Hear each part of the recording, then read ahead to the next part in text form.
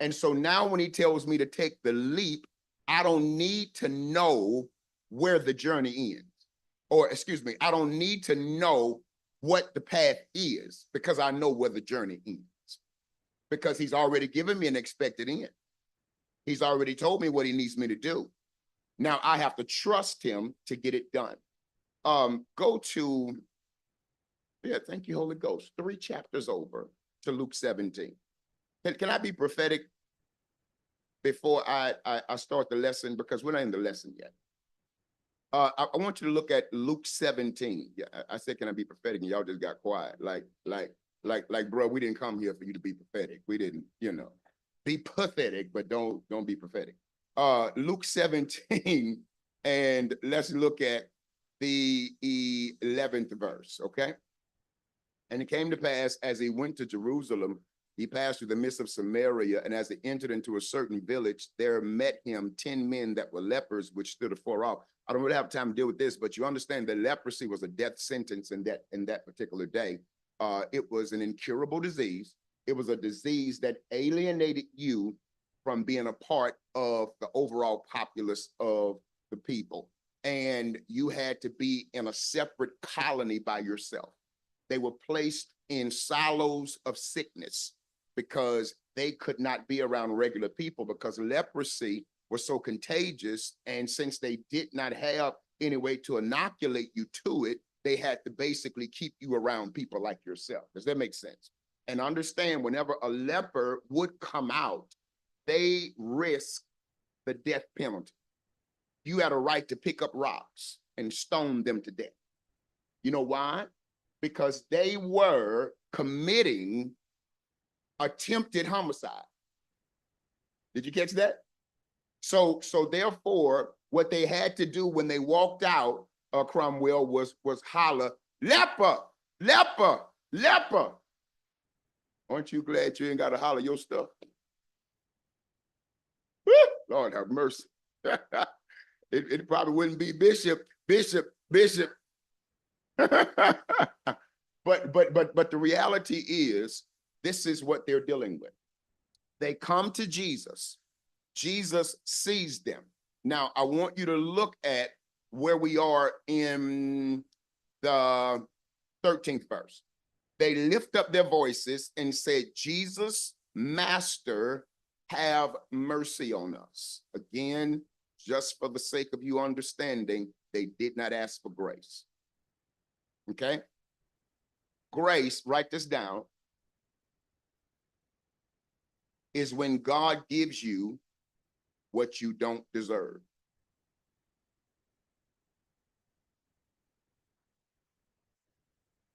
Now, the reason they ask for mercy is because mercy differs from grace.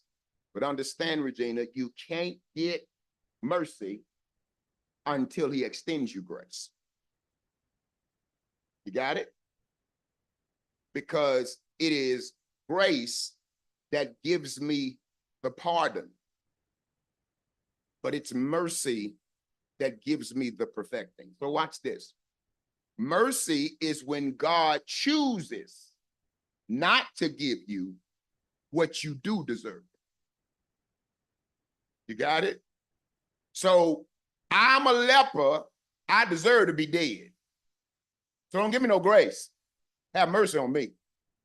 Just don't kill me right now. So they say, have mercy on me. And when he saw them, watch this, guys.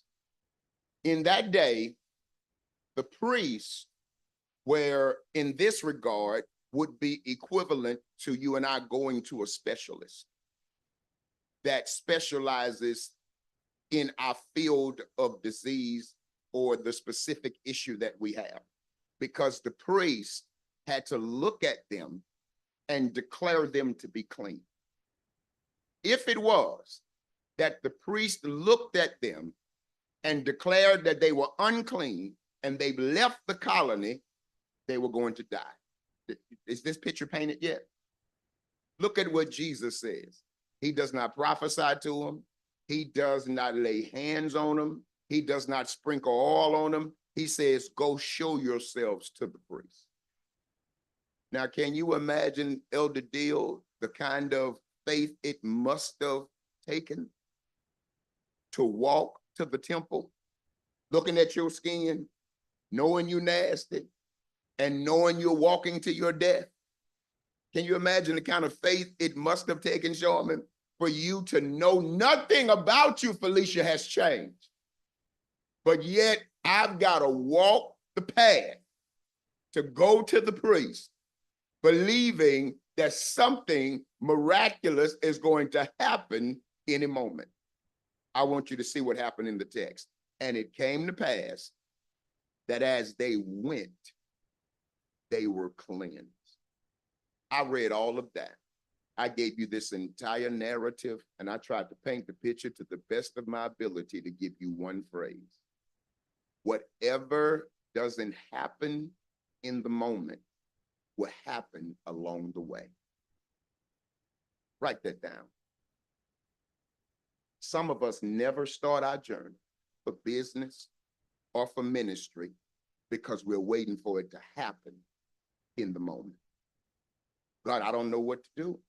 God, I don't know what to say. He says, just start moving. God, I don't know how to make it happen. Father, I don't have the wherewithal. I do not have the education. I don't have the association. I am not as affluent as I need to be to make this happen. He says, just go ahead. Here is what I want you to get as a principle. Sometimes the reason things are not working is because you're not walking. You got to start moving at some point.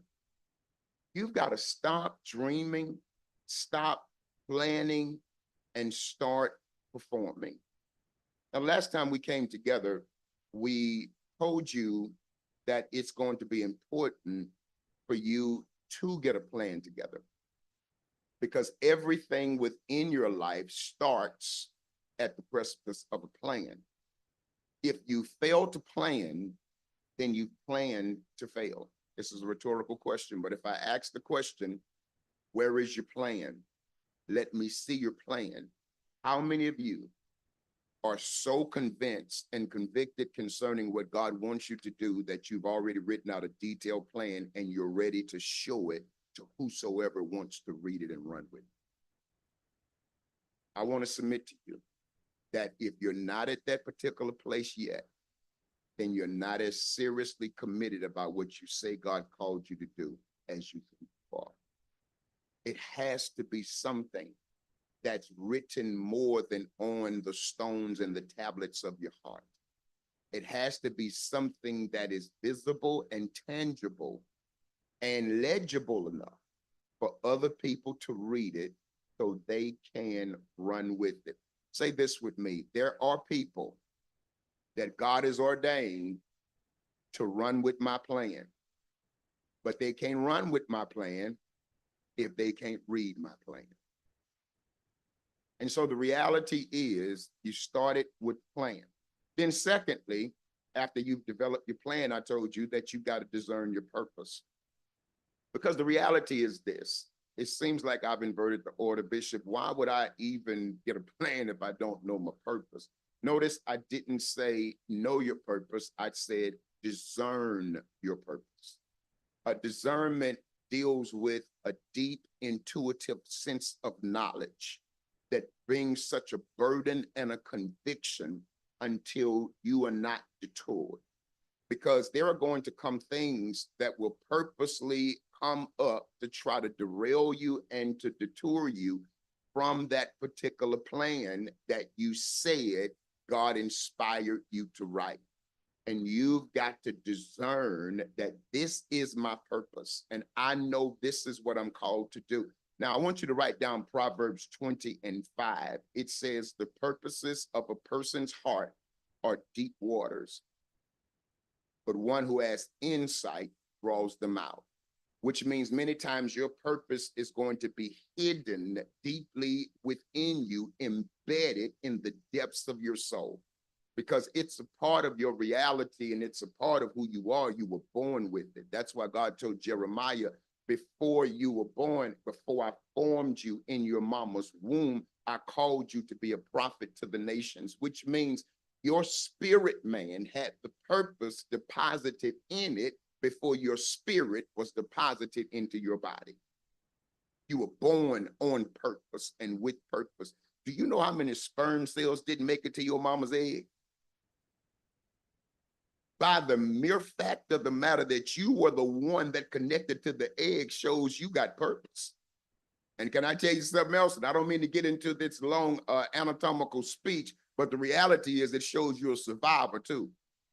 Because all the cells had a right to the egg, but you fought them off and got the egg. Y'all didn't hear nothing I said, did you?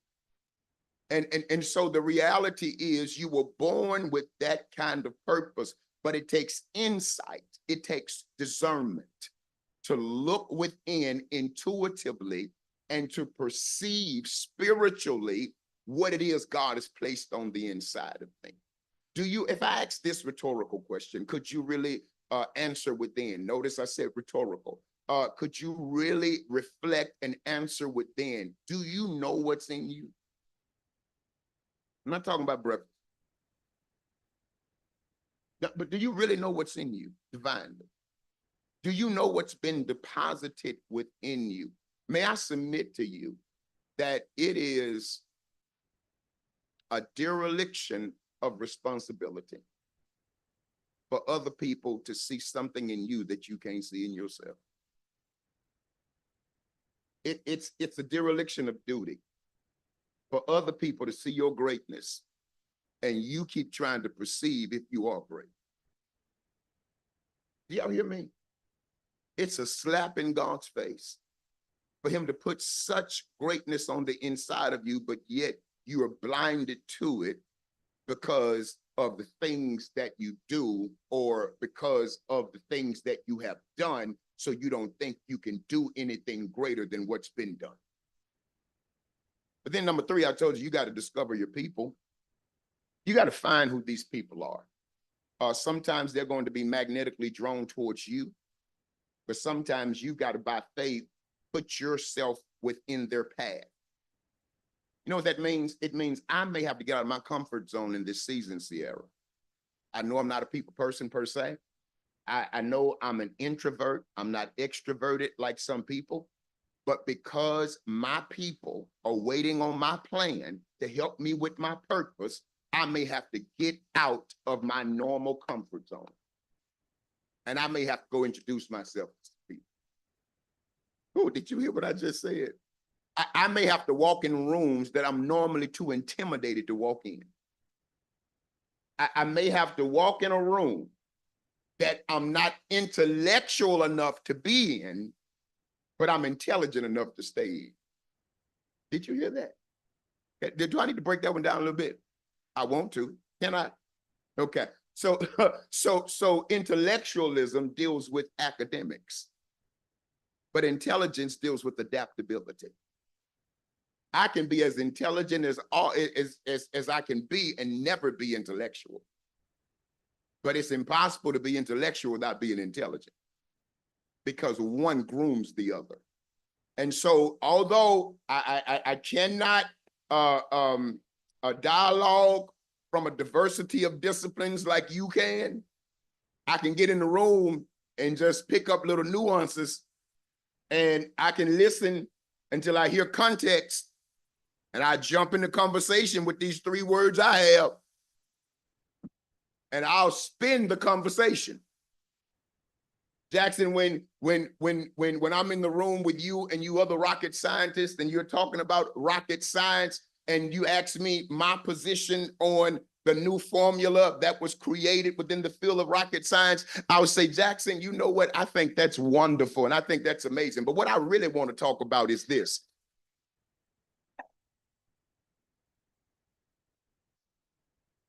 Oh, because I'm not leaving the room. You should never let me in the room. Who am I helping?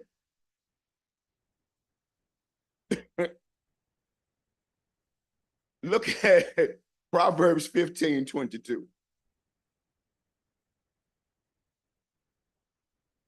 It says, plans fail for the lack of counsel. Now, understand, you're probably reading in King James, okay? but this is the new international version, okay? And that's King James on the screen. Plans fail for lack of counsel, but with many advisors, they succeed. Now, I'm gonna tell you, you heard it read. Thank you for that. But no, keep King James up there. You heard it read in the New International Version, and you read it on the screen in the King James Version. Now, let me tell you what you've heard all your life. In the multitude of counsel, there is safety. Yeah, it's been misquoted, and you never knew that's what it really said. But that's the essence of it. It's basically saying, surround yourself with wise people who can deposit wisdom within you. But write this down, if you would, please. Tony Robbins says, success leaves clues. Here comes what R.G. Mason says at the end. But the uncoachable will remain clueless. If you're not coachable, you will not gain clues. You'll stay clueless. Which is why, and you've heard me say this time and time again, when I'm getting ready to say something stout to you, what is the precursor? Are you coachable? Because I need to know this was gonna sting a little bit. But the reality is, you can be honest. Like my baby girl, she said, "No, Dad, I'm not coachable." And I said, "I'm gonna give it to you anyway." She said, "No," I said, "I'm not coachable." And so the reality is, you have to surround yourself with wise people who know the way. What you mean, who know the way? That's a broad statement. Well, it's broad because the way is not objective. The way is subjective. And I cannot adopt your people because your people look good with you. Huh? Let me break it down. I can't adopt your people because your people look good to you and attractive to me because your people may not have my path. But there are people who have my path. And it's up to me to find those people. I've got to put myself in their path. And sometimes that means, Lord, help me say this, leaving my present people. Because my present people know the present path. But the path I'm looking for is futuristic. So I may have to leave these people on this path. Stay with me before y'all start crying, because I know it's so hard to say goodbye to yesterday. I may have to leave these present people on this path while I find my futuristic people and my futuristic path so I can come back to my present people and show them the new path. But if you never find your people, the people you presently love don't stand a chance for the future. And so sometimes it takes breaking away. If Abraham had never left his homeland, the land of Ur, in order to move towards the land of Canaan, none of us would be sitting here enjoying the benefit of salvation.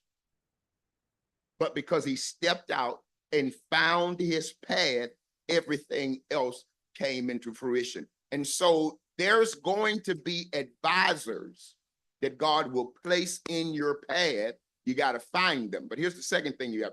As a matter of fact, I like to alliterate. So you got to look for them. Here's the second thing you got to do, though. You got to listen to them. Because I promise you, their conversation is going to contradict everything you like. Here is how you know you have your people who are your futuristic people. Because they say stuff that contradicts stuff you're comfortable with. Everything they challenge you to do will challenge what you're doing. I need to say that again. Everything they challenge you to do will challenge what you're doing. I'm going to say it one more time for the people in the back. Everything they challenge you to do will challenge what you're presently doing. And it will not feel good. It will not sound good. But they have a purpose in mind, and that's to make you better. Now, here's the next thing you have to do. After you discover your people, you have to decimate a problem. Remember this. I've said it time and time again. You were put on this earth to solve a problem. You got to find out what that problem is. That problem is connected to your purpose. And that problem that's connected to your purpose will also be connected to your people. And that problem that's connected to your people, that's connected to your purpose, will also be the thing that you decimate that will ultimately cause you to duplicate profits. Did I say something? Did you hear that? So stay with me. Let's look at something real quick. The decimation of a problem is something that you have to be very, very sure that you are doing intentionally in everything that you do. Everything you do should be leading towards solving that problem, decimating that problem, eliminating that problem. Because remember, that problem is connected to your purpose. And if you're not getting up daily doing something to bring that to pass, then you're wasting valuable time. If I ask you the question, what did you do this weekend that contributed to your purpose? It's rhetorical. What would the answer be? Well, Bishop, the weekend only time I have off sleep. Bishop, weekends only time, I have, those shot weekends only time. No. Your purpose, okay. Your purpose doesn't take holidays. Your purpose doesn't take furloughs or breaks. Pastor Jackson. Bishop, can you give us a real world example of what that looks like? In what? For example, if someone was called to a type of ministry or a certain sector, what would that look like of them decimating that everything that they do is intentional, working towards it every day, like a cook or something? Good. Well, let me give you a real life example of an individual, because sometimes what it looks like has to be modified in the moment. Of course, I'll start with the cook and then I'll come back and give you the real life example. That cook that may be cooking for a living because that cook is drawn to the culinary industry because you've always stayed in the kitchen loving to watch your grandmother and your mama cook. You love food. You always looking at recipes, et cetera, et cetera, et cetera. And now you got a job cooking. You're working for somebody else. But then on your off days, you don't do anything. You say, well, I've been cooking all week long and I just want to enjoy life now and I don't want to do anything. Well, that particular time working on your purpose could be you working on new recipes. It could be you writing down a plan of how you're going to get your own restaurant. It could be you creating a side hustle, creating pies or delicacies, desserts, and so forth, and you selling them on the side. There is something you can continuously do to work towards it. If it's not cooking, it could be planning out a meal plan, a meal prep, something. Does that make sense? Now, let me give you a real life example. I tell you all the time, one of my mentors, Myron Golden. Myron testifies about a time when he was at a convention and a conference, and this particular conference, because he's a heavyweight. So he's at conferences with people like Tony Robbins and so forth. And so he said he was on the stage and all of these heavyweights, Tony Robbins, Grant Cardone, I mean, all of these kind of cats, heavy dudes. And so they were all there and they were talking about selling products. And so he said he was the lowest man on the totem pole, Pastor BJ, so he was the last one to go. The first man went, the first man did their presentation. This is what we're selling. The next one did, the next one did, the next one did. And by the time they got to Myron, he said everybody had pretty much said everything I was going to say. He said, so in the moment, I became creative. He said, what I did was amalgamated everything they said and then created an offer so I can help to service what they sell. Did you see that? I don't need to break that down because y'all looking at me crazy. I need to break it down a little further. Okay. So if they were selling software, Myron says what he did was He offered them the service to train them on how to use the software. Did you catch that? I said this on the IFOC Zoom on yesterday for marketplace leaders, for business owners. In this season, your diversification is more than just being virtual, more than offering a virtual alternative, more than offering something within the sector of e-commerce. And that's important. It's important, just like for the church to have a virtual church and a physical church, it's important for people to be able to see what you look like within the space of silence. Did you hear what I just said? No, I need you to get this. They need to know what you look like on the internet, because you're looking at you're ministering and servicing a generation that spends most of their time looking at stuff virtually. They live within this VR. So then you have to offer something that will cater to both worlds. But it's bigger than that now, because let's be honest, everybody's a content creator. Everybody is an influencer. Everybody has an e-commerce store. So what you've got to do is diversify even more and offer some type of service, something that makes them depend upon you to help whatever you sell them remain effective for them. Anybody remember the example I gave on yesterday that was on the Zoom? Was anybody?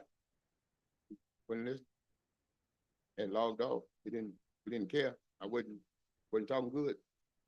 You were eating, multitask, just didn't care. You were just there. Okay. I used the example of Sears. and if that didn't jolt you, I guess everything I said was true. I used the example of Sears. Some of you are too young to understand this, but many of you understand. Whenever Sears sold you an appliance, they sold you more than a warranty. They sold you a servicing contract, because they understood you're going to need somebody to work on that stove. You're going to need somebody to fix that refrigerator. Now, do you see what I'm doing to try to broaden your horizon? I'm showing you now that getting into the servicing industry helps you to integrate yourself within their lives perpetually. Now you need me. I want you to write this down. When you offer people value, they'll fight to keep you in their life. But you'll know when you're invaluable and when you are replaceable.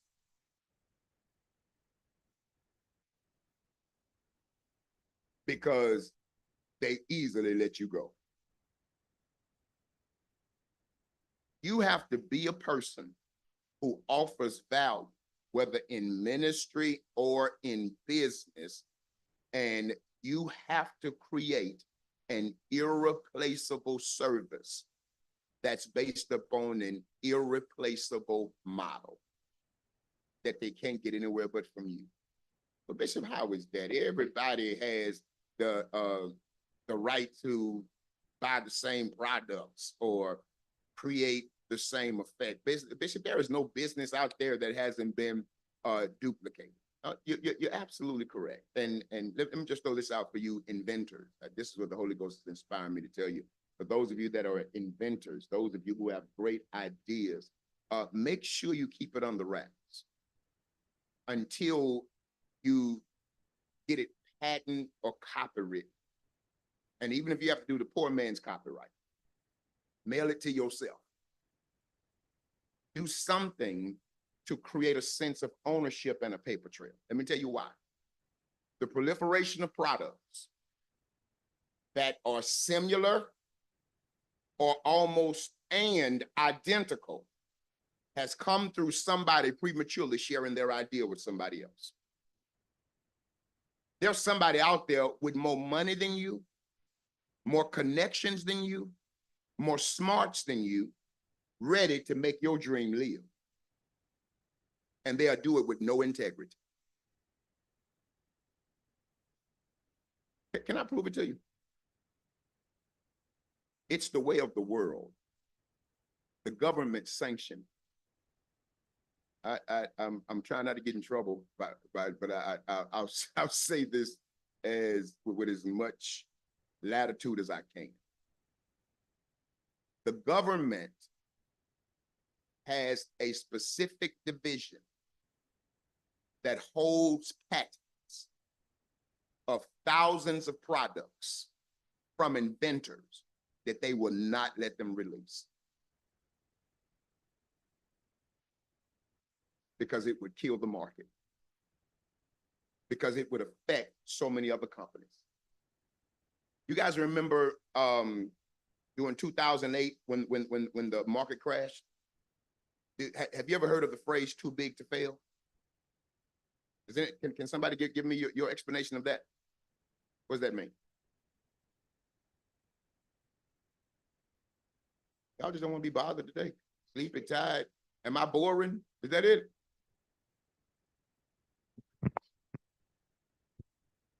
I'll give it a shot. So too big to fail. So it's, I think, if I'm correct, let me know if I'm not, I know you will. I specialize. So this is the example that came while you were saying that, when you said they had patents locked down that they wouldn't release. So the first thing came to my mind was Big Pharma, right? Mm-hmm. They have medications for everything. Mm-hmm. The doctor or pediatrician will tell you, okay, you need this. You need, it's the way they say it, you need this to make you feel better. Okay. But in all actuality, you could probably just stop eating certain things, maybe do some more movement, walk around your neighborhood a little bit. And if you do that, you won't have to worry about, you know, your blood pressure stuff. You don't need to take all them pills. Answer the question, preacher. So basically it's something that's too big, and it's gonna break the government, but it's gonna make you successful. And I'm gonna tell you, I'm not being facetious. You amaze me at the intelligent answers you give that be wrong. But the stuff he said makes a lot of sense, doesn't it? It really does. and your boldness, son, is what I really love. You'll take a shot regardless. Y'all come on, celebrate it. But although you're right in that regard, I'm talking about something else. So the major banks like Bank of America, JP Morgan Chase, Lehman Brothers, all these big financial industries that hold all of our mortgages and car notes and loans and so forth. Well, they overnight, because of the stock market, well, not the stock market, because of the market, let me say it that way. When it crashed in 2008, all of us were getting ready to be in one large financial hole. So the government got together and gave a bailout plan to the banks because they were too big to fail. Because if these institutions fail, then everything else is going to go under. Now, of course, you have people like Jamie Dimon. Anybody know who Jamie Dimon is? Jamie Dimon is the head of JP Morgan Chase. Of course, he said he didn't need any money. So Jamie was like, we good. I don't need no money. In fact, I want the rest of them to go under so I can buy them. But the government said, you taking it. Because when they come to the table, I'm making y'all come to the table. And they made them take money. And they made them give loans out. And then the stimulus package came because they had to regenerate the economy. Does it make better sense now? When we thought we were getting free money to get Jordans, and it had nothing to do with us. It had everything to do with the stimulation of the economy because of the big, and like I said, I don't want to go into this, because of the big bubble through Fannie Mae and Freddie Mac, and all of these particular loans being tied up and resold and repackaged, and people who really couldn't afford the house were getting homes anyway. And so now when this happens, boom. And this also eradicated what was once called the millionaire next door. Does anybody know what that is? The millionaire next door spoke to the fact that you had people living beside you many times in the neighborhood that were millionaires, not in liquidity, but in assets because of their homes and so forth. But when that happened, can you imagine sitting in a home with $500,000 to $700,000 equity, and overnight you're upside down. So therefore, they were too big to fail. And so the government will sometimes shut stuff down, shut people down, because of the fact of the matter that if you're, God, okay.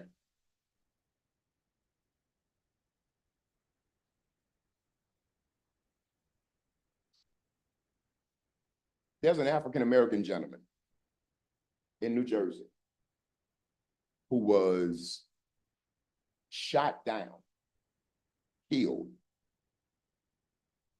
People still don't know, quote unquote, who did it.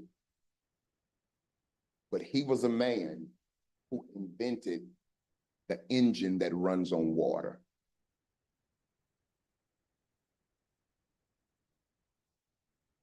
I want that to soak in.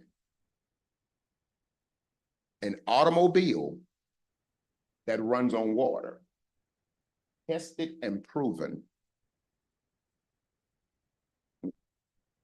We cannot let that come to market. Do you know why? Come on, put the thinking caps on. Come. Yeah.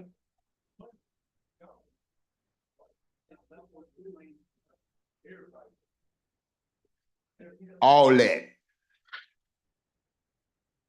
And they can't let it happen. And so they shut it down. You talked about big pharma. That's why I said it was so intelligent. There are cures to cancer that are locked up and they cannot be released because we got to tear them hospitals down. Can you imagine how the economy would be affected if we cure cancer? Okay. Yeah. So again, guys, I have to move on. I have to move on. I'm only telling you this. Protect your idea. Okay. Here is what I want you to do. I want you to realize that you are the offer. Remember I told you that? I want you to realize that you are the offer to such a degree that you stop protecting your external assets only. With alarm systems, with locks and keys. Here is the next thing. Sister Lynn, I know you know this. Start protecting your IP, your intellectual property. And the way you do that is by stop talking so much. Stop giving people your plans. I submit to you, you can view it as conjecture. And although in God's infinite wisdom, all things work together, but I submit to you that maybe Joseph wouldn't have had to go through the hell he went through. Because Tequila, God had already showed Joe the end, what he was going to do. Maybe Joe could have just left home and went to Egypt and been in the right place at the right time to connect with Pharaoh and still get promoted. But guess what Joe did? Told some haters his dream. Write this down. In this season, you need the discernment to detect your thought stealers and your dream killers. Because they are there. There are people who are demonically placed in your life to pluck your dream out of your hands and put it in theirs. There are people demonically placed in your life to try to corrupt your thought process, to make you think it's not possible, to make you think you are dreaming too big, to make you think it will not come to pass. I want to prophesy over each of you dreamers today. I want to tell you that lofty thing that you've been thinking about, God would not have wasted time invading your thought process if he had not already figured out how he was going to get it done. He's just waiting for you to trust him to walk it out. Now, Bishop, how can I walk it out? Because what I want to do costs millions of dollars. He didn't say pay for it. He said walk it. And walk it could very well mean writing it out and going to some places to try to find some people who's willing to listen to you. Go ahead, please, Latrell. Get the mic. Get the mic to it, please.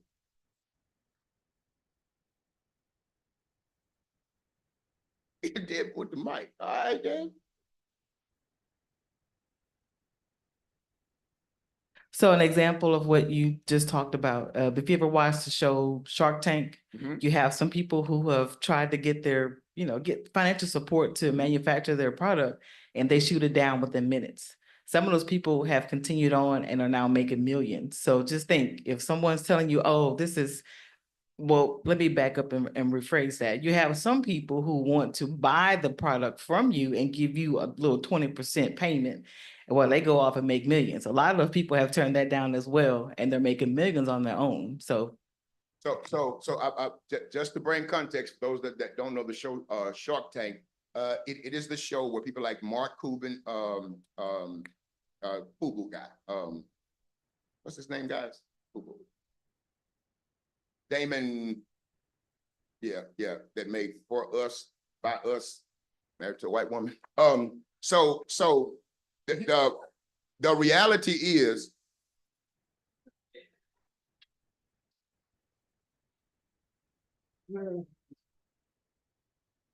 the reality is, many times they look at your product, and when they perceive that you don't really know what you have, they offer you pennies. And that's business. They do it with no remorse. And if you take it because you're just looking for a come up and you don't see the potential of your product, they, like Latrell said, they buy it. Now, here's another thing though. Sometimes they don't see what you see. And you can't let what people don't see corrupt what you do see. I said this about Joseph before, and it's always blown my mind. You look at your Bible from Genesis 37 all the way to Genesis 50 when the story concludes. Joe never defended his dream. In fact, you only hear Joe talking in about 3 instances. He talks when he tells them the dream. He talks when he tells Potiphar's wife no. And he talks in the jail that got him in front of Pharaoh. He ain't say nothing else. Go and read the narrative. You see him talking none. But we assume he's talking, like when we used to watch Tom and Jerry.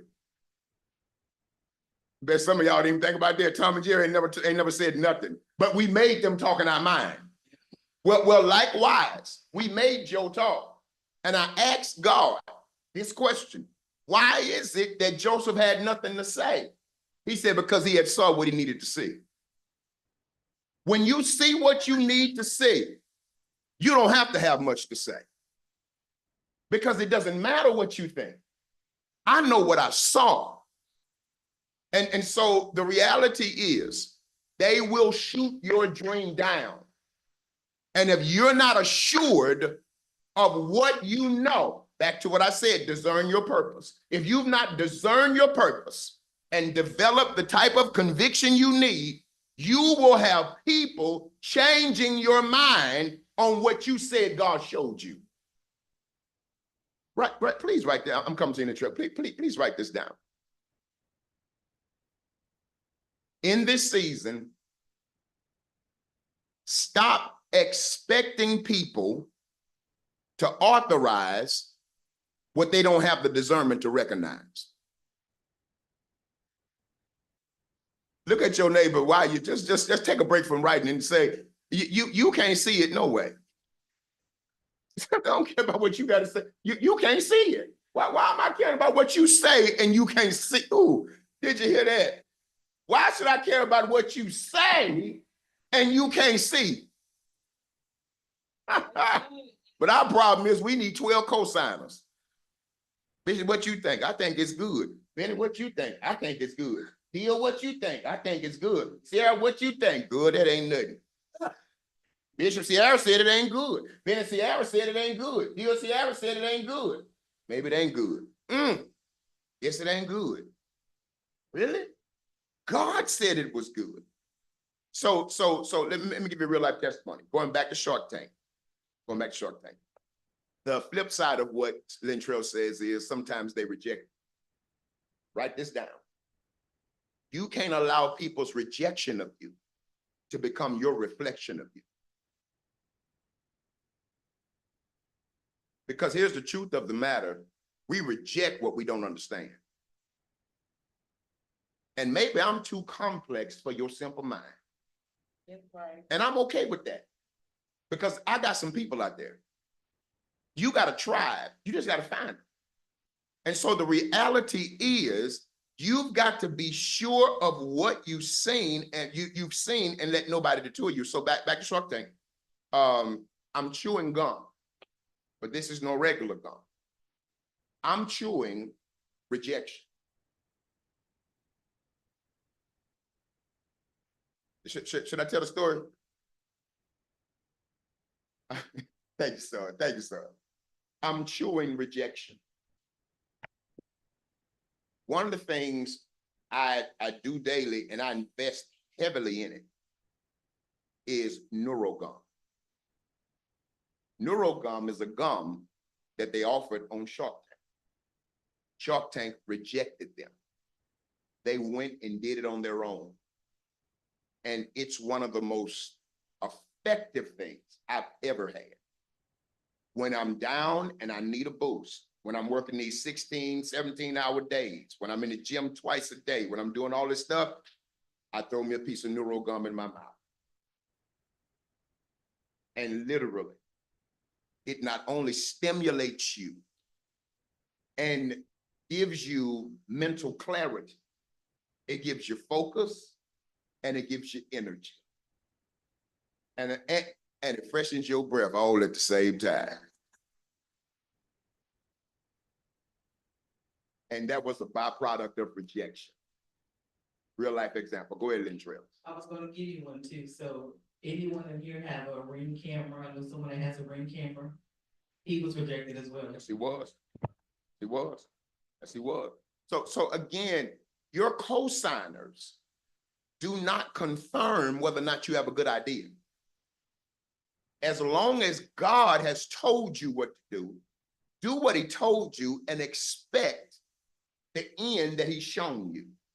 Here's another real life example that's not a part of Shark Tank, but this is somebody we know. Anybody been to Tyler with me when I go to preach for Apostle Littlefield? By show of hands, you've gone to Tyler. Okay, you've seen that beautiful church? Here is his testimony. He'll tell you every time he talks. He said, I love this church. He said, this church is a byproduct of 52. What does that mean? He said, I was told no 52 times. Did you hear that? 52 banks told him no, but he never got discouraged. And the 53rd one said yes. Can I prophesy over you that if you can learn to hear no, somebody's getting ready to tell you yes. Yeah. If you can learn not to get discouraged by rejection, somebody's getting ready to give you some acceptance. Say this with me. Say, my no is the precursor to my yes. Say, my rejection is the precursor to my acceptance. Woo! Somebody say, I don't know when it's coming, but I'm sure of the fact that it's coming because he showed me.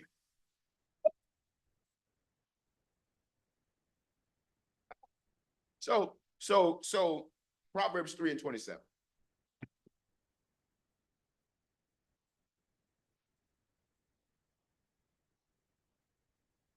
Write this down. We're still talking about decimating your problem. Your key to success is tied to solving a problem or meeting a need. I really need y'all to hear that, and I want y'all to get that in your spirit. When I learned that I was the offer, my life changed for the better. I kept trying to produce stuff, and it never worked. But when I became the offer, and I started investing in me, to become more valuable, so that I can offer people value. My life changed. You've got to become the offer. You've got to make yourself so valuable that people have to find you, because you make a difference in their life in some sense or some degree. So you got to solve a problem and you have to meet a need, whether in business or in ministry. You got to offer solutions that bring value. And your efforts must be purposeful at all times. I don't care what time of day or night it is. I don't care how I feel, off days, work days, every free moment I get. This is the truth, that I'm not doing, and sometimes even if I'm in the gym and I'm doing cardio, even then, but if I'm not encumbered doing something else, I'm creating a master class. I'm creating teachings. I'm working on a book. I'm doing something so I can bring value. Because I realized when I started to bring people value, my value increased. Did you hear that? When I started to bring people value, my life changed. You have to find out how you can bring value. Now, I want to say this, y'all forgive me, I am a pastor, so I have to look at it from this perspective. It's going to be very hard for you to be someone who brings value and you're still not even dependable. Do you hear that? Bringing value to somebody means they can count on you to be there to give them what's essential in the moment. Being valuable means being attentive, being coachable. It means showing up, and not showing up just with your presence. I mean with your performance, giving everything you have. These are the people that are rendered valuable. And guys, I want to say this for free, and it's parenthetical, but in this season, be open to change. Some of y'all, that big, long vision you wrote, he about to scratch some of that. And it makes sense. It's not unfair, because you wrote it at a different time in your life. And you're mad because it ain't coming to pass, but it's no longer relevant. Does that make sense? That was good for then, but you're in a different season now. The landscape is changing. Can I just say something? The Lord said this to me. He said, you've been talking a whole lot about church change and about how I've been changing church and the people. He said, but the fivefold ministry is for the perfecting of the church. He says, you don't think I'm changing what the fivefold looks like if I'm changing what the church looks like? He said, because an irrelevant fivefold ministry can't minister to a relevant church. All I'm telling you is stuff ain't about to look the way it's been looking. And if you're still looking for what it looked like, you're going to miss it. Which means you as the offering has to be in a place where you're willing to be augmented. Say, Father, change me. Say, Father, change me even when it hurts me. So the last thing is this, and I'm really out of time. Duplicating your profits. Write this down. True success is sustainable. Anything that's not sustainable is not success. True success is sustainable, which means if I'm simply having a good month or a good week or a good day that I can't duplicate tomorrow, next week, or the next month, I'm not successful. Did you catch that? I was just blessed. But true success is always going to be sustainable. Write this down for me. True success isn't about short-term gain. I mean, can we be real about something? Let's just say if I had a good day, one of them Ice Cube days. Y'all take one over here. Y'all got it, but y'all want to act sanctified, you know. But anyway, so I have a good day where let's just say my profits are, let's say $5,000. That's a good day, right? But do you know you could walk outside and find that in a bag somewhere? I mean, you really could. Do you know you can get a check in the mail for that? Unexpected income? Do you know God can place you can be placed upon someone's heart and they can give you that? So that doesn't mean success. That means you were blessed one day, but you got to be able to duplicate it. So write this. It's about creating systems that will ensure sustainable growth and profitability. Again, it's about creating systems that will ensure sustainable growth and profitability. Now that sounds so cute. Just get me a system that's going to work through automation. I keep doing what I've been doing. I keep duplicating what I've been getting. It's not that simple though. Here is what the system is a byproduct of. Do you guys remember me saying this, this phrase? I've been saying this a lot lately. It starts with the what? Strategy, ends with the what? System. Guess y'all ain't been listening. Okay, so again, I got to have a strategy in place in order for me to get to the place where I can make things move systematic.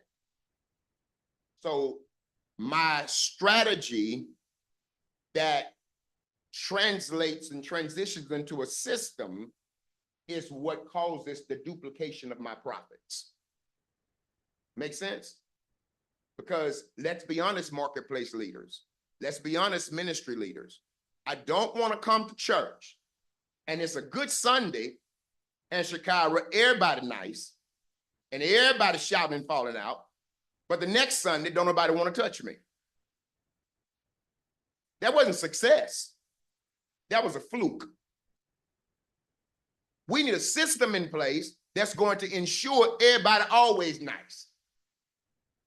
That we don't look at outsiders as outsiders because the church is a place for insiders. Make sense? And that's, watch this, a byproduct of intentionality. I got to be intentional to love on you even when I'm mad with me. I have to be intentional to leave my issues at home and do what I'm supposed to do by you. One of the things I found is that we are good at church.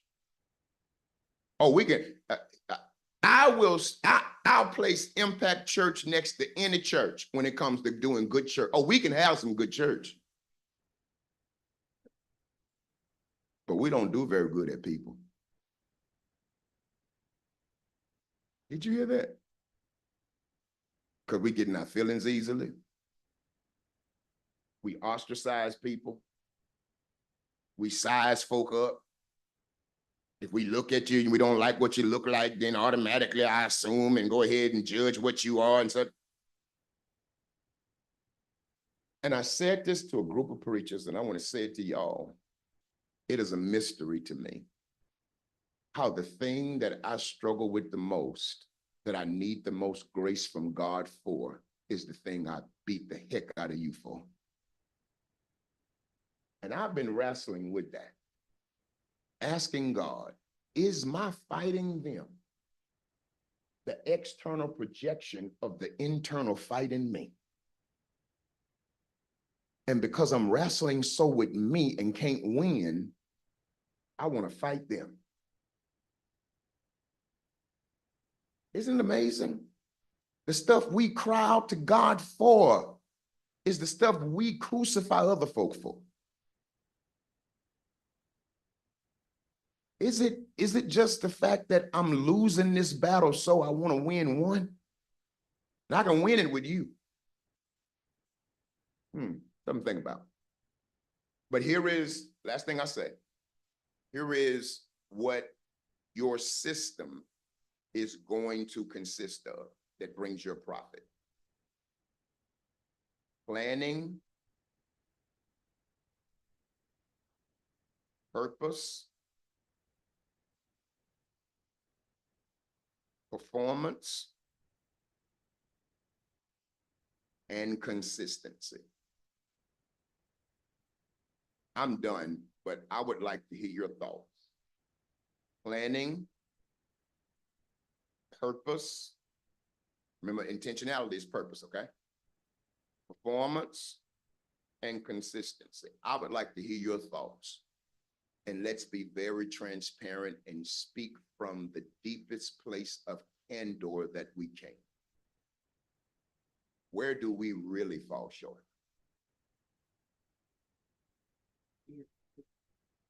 Come on.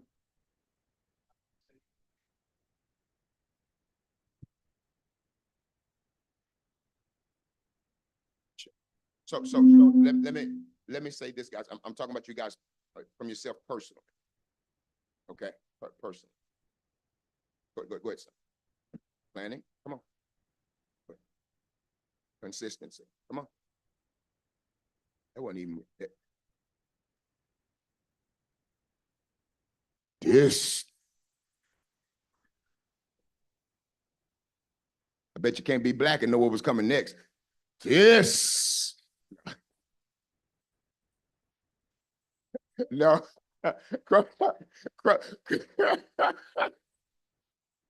Cromwell gave his own answer. But go ahead. Organization, go ahead, son. But that's planning, okay? That's planning. Anybody else? Come on. I want to hear it seriously, guys. I want y'all to be real. And this is a real moment because you have a proverbial mirror in front of you, and I'm hoping that it changes you. While you're getting ready to come, I want to reiterate an illustration I used on yesterday about my oldest daughter. So I get on her about something, Deacon Smith, and you know her, Daddy, well, I'm working on it. And I said this to her, we only work on what we don't want to walk away from. We only pray about the stuff we don't want to stop doing. That's not, I'm gonna pray about that. At that moment, or I'm working on it, or God working with me on that. It's because you ain't ready yet. Well, Bishop, that ain't the truth. I bet it is. You don't work on eating. Yeah, you gonna eat. I hope you don't work on bathing. You don't work on beating up the face. You don't work on getting a haircut. Because there are things you don't work on going to work, you go. But the stuff I don't want to stop doing, I work on. But it doesn't take working on, it takes walking away from. Go ahead, please. Bishop, my mother at one point was a heavy smoker and an alcoholic. One day she just got tired of smoking and she just stopped. And you know, smoking is addictive. Also with drinking, before she got sick, she had stopped. So it is of your volitional will. If you want to do it, you definitely can do it.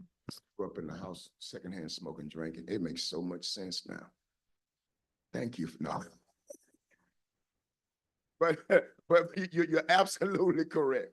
You're absolutely correct. Absolutely correct. It takes you coming to a resolve where you're just sick and tired of being sick and tired. And until that moment, you can go to counseling.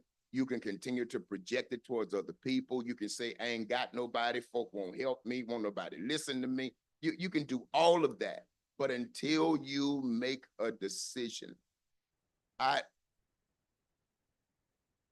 can tell a story that you wouldn't believe, but I mean, believe it or not, it is true that there was a season in my life when I messed up and tried the crack that I was selling and got addicted to Primos. And if you know anything about it, Lord have mercy. I ain't lusting, I promise you, but I'm gonna tell you this. Before you beat these crackheads up, It is the taste in your mouth and the smell it's something so unique that you ain't never had in your life. Lord have mercy. Do I have any witness? Can I get a witness?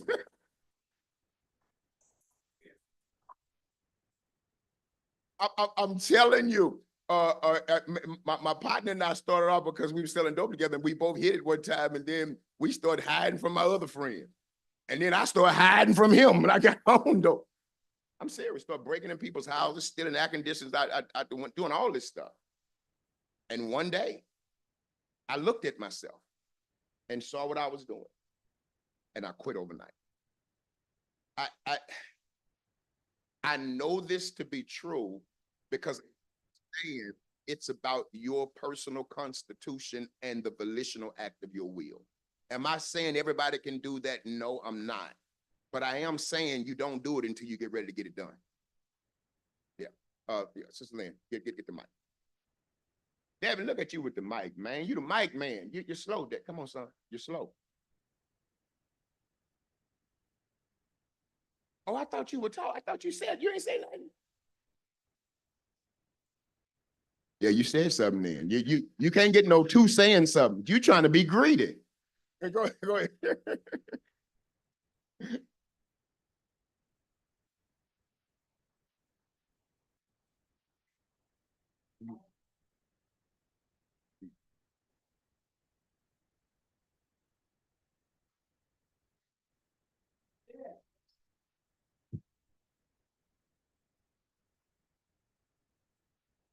You start at this moment because admitting is the first step to recovery. You just admitted it. So make, and I mean this, a literal mental and a literal note of this day. And this is what day is November 10th? That November 10th, 2024 was the day of my turnaround. And you start working every day from this day, doing something to contribute toward that particular goal. And guys, I would encourage each of you to place a mental deadline on yourself. Literally, whenever God gives you an idea or whenever something comes and something you want to do, give yourself like a 24-hour or 48-hour or 72-hour deadline. To say within this span of time, I'm going to have something done towards this. And you got to be on yourself like that. My thing, and of course, you know, this is my thing with my health. So therefore, I except on my 2 off days. Of course, I work out 7 days a week. On my 2 off days, I do 1 workout. 5 days a week, I work out twice a day. No matter what we do here, no matter if I get on the road, get off the road, whatever the case may be, it could be midnight. I've got to complete my second workout. It is my thing. And so I'm committed to that like that. I'm committed to ensuring that I'm going to daily work somewhere on my purpose. I'm going to daily do something to increase my spirit. I'm going to do daily some way to increase my mental capacity through reading, through producing something. And remember, daily I'm producing content so I can stay valuable. Does that make sense? I'm on myself that hard. I told somebody last night, I said, somebody was competing with me. I said, they don't stand a chance. What do you mean? I said, because there's another dude that's out competing them, competing with me. Who is that dude? Me. Every day I'm trying to outdo me. And until you get to that point to get that hungry, you won't get the results you need. Go ahead, please. Hey, I was just going to share in high school, went to talented and gifted school, and the teacher in the class had a call having parents that or that was her question, and immediately I had to raise my hand. My dad didn't know this, but she literally said, "Well, if you raise your hand, you're going to focus." Ow. So from that moment on, I can say I realized the generational curse, and that is kind of what helped me to kind of like fight. So at that moment, I never smoked, I never drank. So it was very life changing for her to kind of shine that light and you see the generational curse, because she automatically, you're automatically a smoker. Wow. It's bad, you know.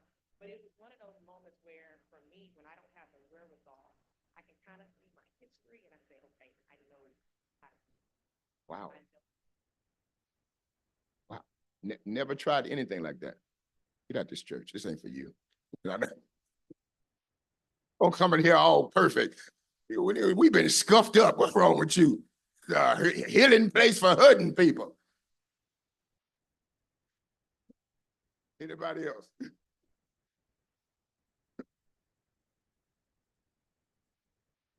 Going once?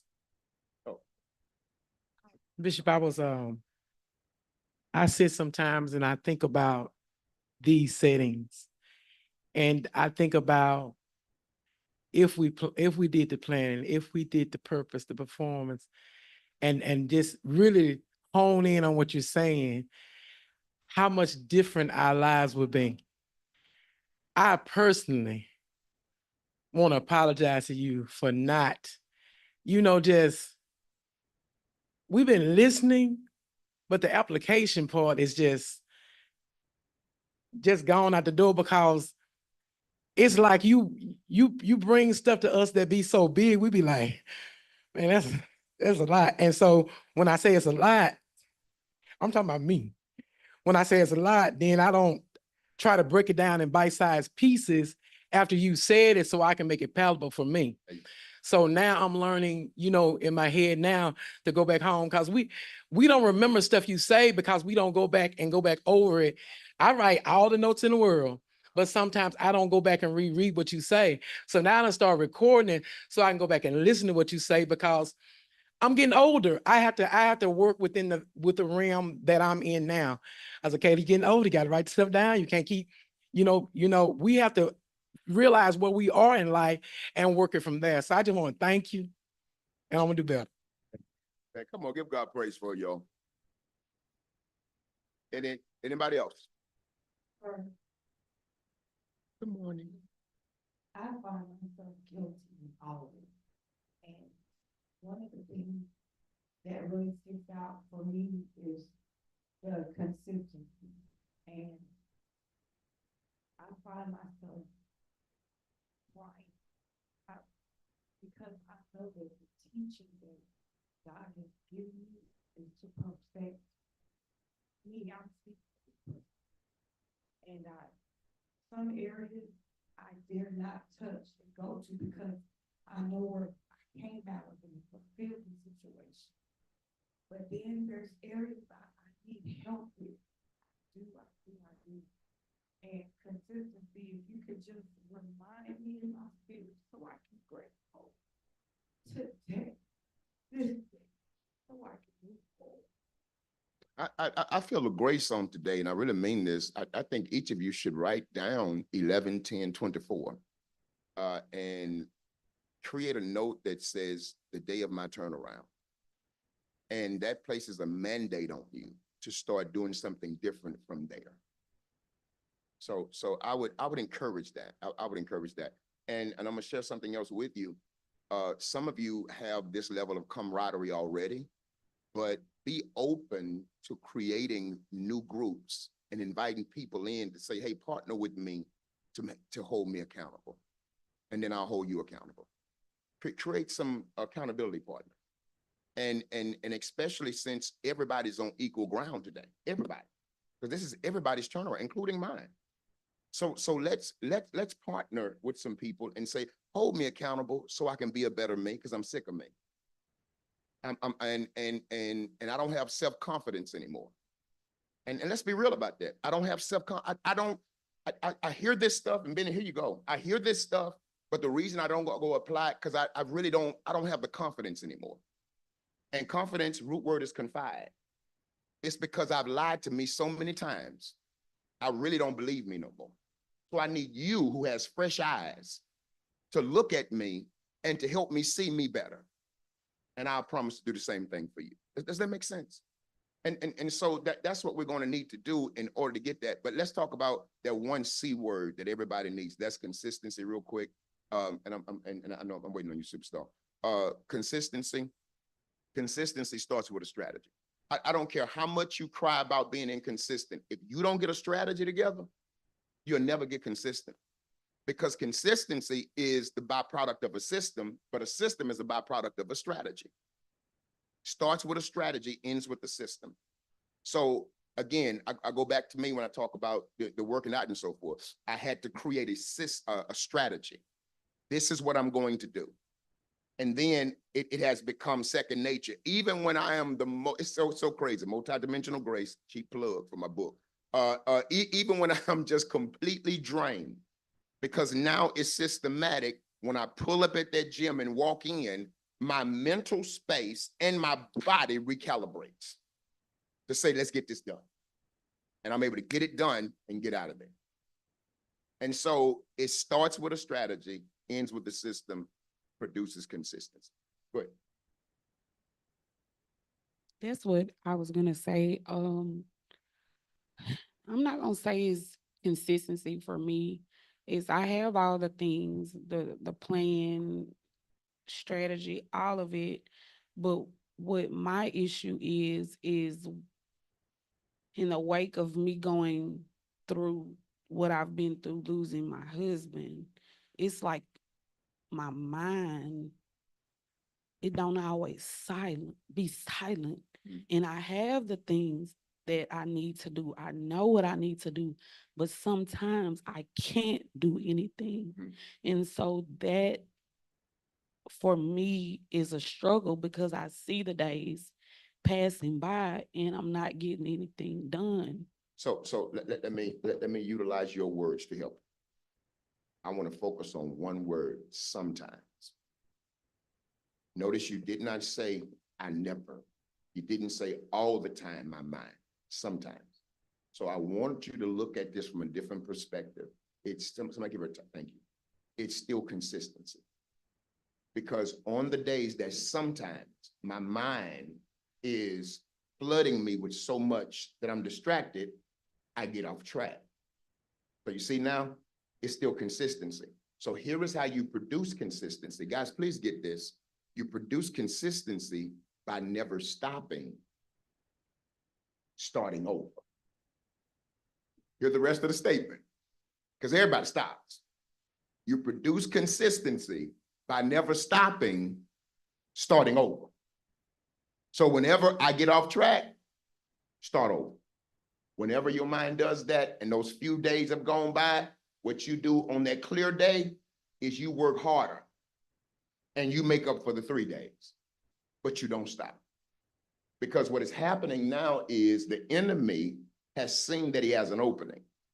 And so he knows if he just keeps pushing that button, and now by your own admission, it's your problem. So now he's about to make it your big problem.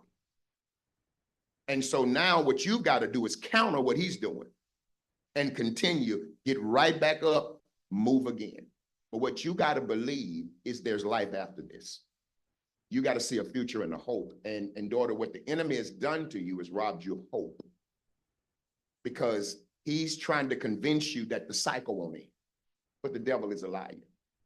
There's hope after this, but you got to see it, you got to believe it, and you got to know it. And stuff will not make sense. None of this makes sense. Your husband passing doesn't make sense, but it doesn't have to. Because that you don't understand and is out of your control is not for you to decipher. It's up to you to do what you can do and rely on God to do what you can't do. I believe in you. Come on, man, with this mic, man. You can't be moving that slow.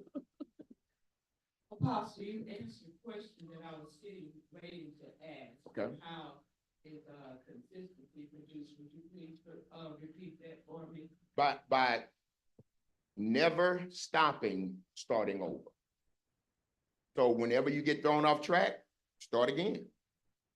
Whenever, and this is hard for us guys because we beat ourselves up and we go into these guilt trips. Here go once again. I said I was going to, and I did not. Well, guess what? Guess what the beauty is? You just realized you stopped. So guess what you can do now? Start over. Just keep starting over. So let me be 100% transparent, because I don't want y'all to think I'm like Paul. I don't have it all together. I struggle all the time, but I don't stop. That's the key to consistency. I do not stop. Anybody who's ever been on any journey who tells you they've never had a setback, they've never fallen short, they don't have some days where they totally mess up, they are totally lying. But what you're willing to do is continue to keep starting. That makes you successful. That makes you consistent. Go ahead. So I understand that you're saying you produce consistency by never stop and starting over, Mhm. but would you recommend you confronting what's causing you to lack consistency? Most Because definitely. if you dismiss it, Most it's gonna definitely. come back full circle. Most definitely. But let me say this too, Sister Lintrell. Here's the truth of the matter. You're dealing with a room full of people who keep confronting it. So the truth of the matter is, when you confront it today, that thing that you got over that ultimately had you stalled today won't be what's going to catch you up next week and the next week and the next week. Now you're absolutely correct though. It's still your decision. And at some point you ought to become mature enough not to keep falling for traps. But until you reach that particular point, what you got to do is still be willing to keep going and keep moving. Does that make sense? Let me throw this out here for you in ministry. One of the greatest schemes of the enemy is to get you so bogged down, caught up looking at yourself until you do nothing. And then you start falling into the religious plot of saying, I don't want to do nothing because I don't want to play with God. I'm going to get myself together, then I'll do something. And then 20 years later, you still ain't doing nothing. Because you ain't gonna ever get yourself together, because you love what you're doing too much to get yourself together. So you got to ask God to get you together, and he gets you together while you do what he wants you to do. Does that make sense? Go ahead. With me, it's my book.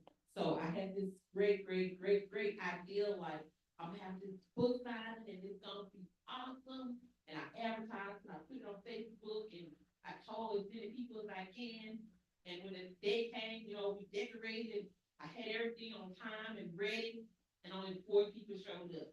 At first, I wanted to cry, you know, like, oh, and I had all my books to sell. But then I thought about it. It's 4 people, but I was doing it for the glory of God. So I looked at those 4 people and I said, in a minute, we're gonna start the program. I act like I was talking to a room full of people because I know that God told me to do the book. And so then I had a second one and did the same thing. I was excited. I was like, now I did something different. Like you said, you gotta call everybody, personally, and text everybody personally. And I did that. And 7 people showed up. And so I said, no, I'm gonna keep on going because this is me. This is my book. This is my thing.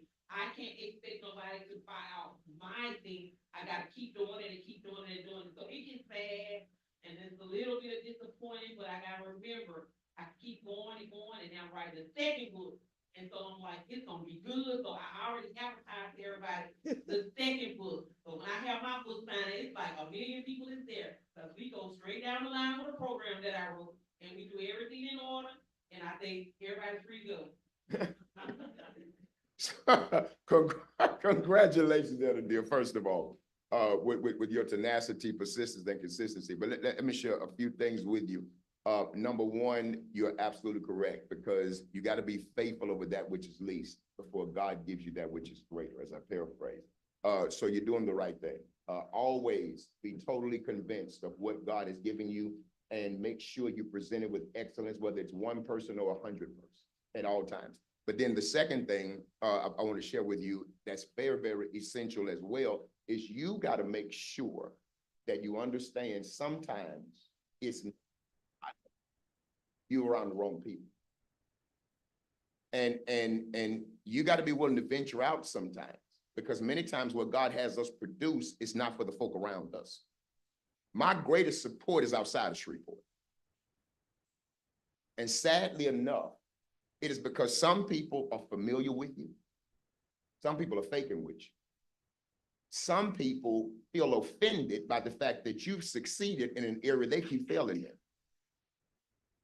And you'll call all these folk on the phone and they'll make you all these false promises, because some of them never wanted you to accomplish nothing in the first place. But you got to find your tribe. And if you stay consistent, keep writing, keep having these book signings, keep doing what you're supposed to do.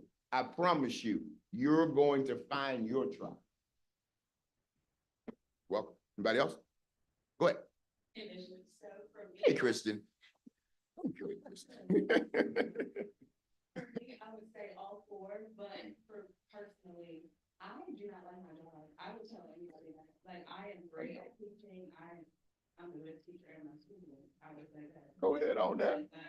I don't like it. So because I don't really care for it, and I know that like I'm supposed to be doing something bigger than teaching, I just feel like I'm so bogged down like most of the week because I'm doing something that I don't want to do and it's mentally taxing. I neglect doing stuff for myself. So how would you speak to that? So the first thing I want to ask is, do you hate your job or do you hate teaching? My job.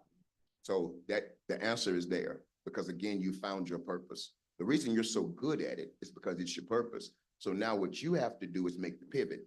Guys, I want to take Christian's dilemma and help a lot of you.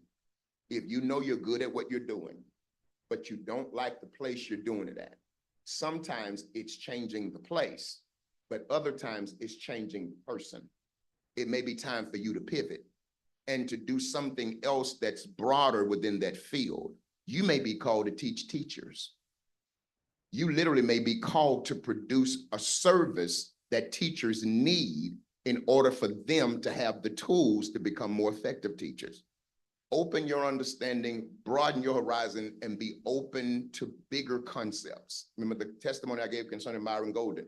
You may be called in this season to offer services, but it starts with you working on a plan for that now while you're in that uncomfortable position so you can make an intelligent removal and not an abrupt removal from that place.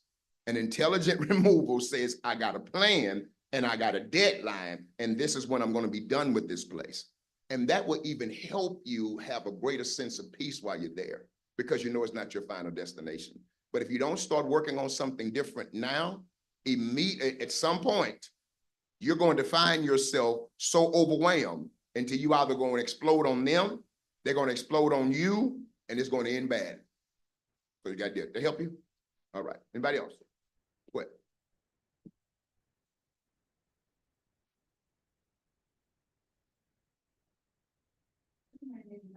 Good morning.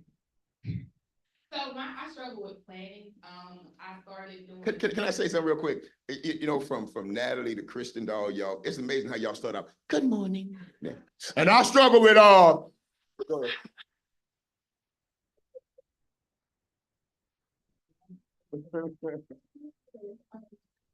Motivation Monday this year. God gave me Motivational Monday maybe 2-3 years ago, and I started and I stopped it. And 2024 was the year that I said I was going to do everything that God told me to do. And I don't like attention. I don't like Facebook Live. Like everything He has me doing is completely out of my comfort zone. I get on there, whether it's 1 people, 10 people, it don't matter. I said I was going to be consistent with what God told me. And I just want to encourage somebody because I'm the poster child of doing it while you're broken and doing why it feels like nobody is paying attention because you're walking in obedience. And the number of people that have reached out to me and said that I've helped them in some way and that I've spoken to a situation that they had going on, and I feel like I was talking to nobody. And so even when you don't see it, even when you don't think you're doing anything, I am toe up from the floor up. But I get on every Monday and I say what God tells me to say. So I just want to encourage somebody. It don't feel good at times. It don't look good. It may not look like the way you think it should, but keep going anyhow. Keep going and just watch what God does in your life. So that's what I wanted to say. Great job. Let me say, I think the same thing with Elder Deal to piggyback on both of them. Guys, don't worry about the numbers. Don't worry about the likes. Don't worry, because I promise you, you have more people watching you than you think. And some people will purposely not comment on your posts, will purposely not show it because they don't want to give you validation. On purpose. And you cannot, social media will have you so insecure if you allow them. But you cannot post based upon validation and affirmation. Because everybody don't think you cute or whatever. And they will purposely show you, look at it and won't say nothing.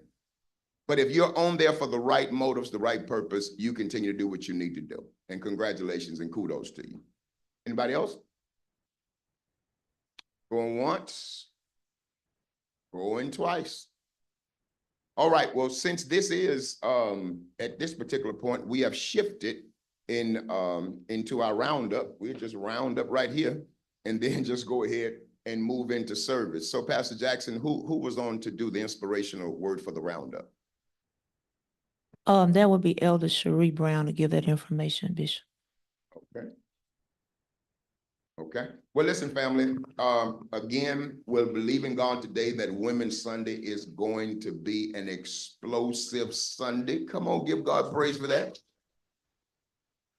By the mere fact that so many of you have experienced this lethargic feeling, this heaviness that you've experienced over the weekend, turbulence and trouble, setbacks, roadblocks in your way, is indicative of the fact that you had to get here because there's something with your name on it today. But let me say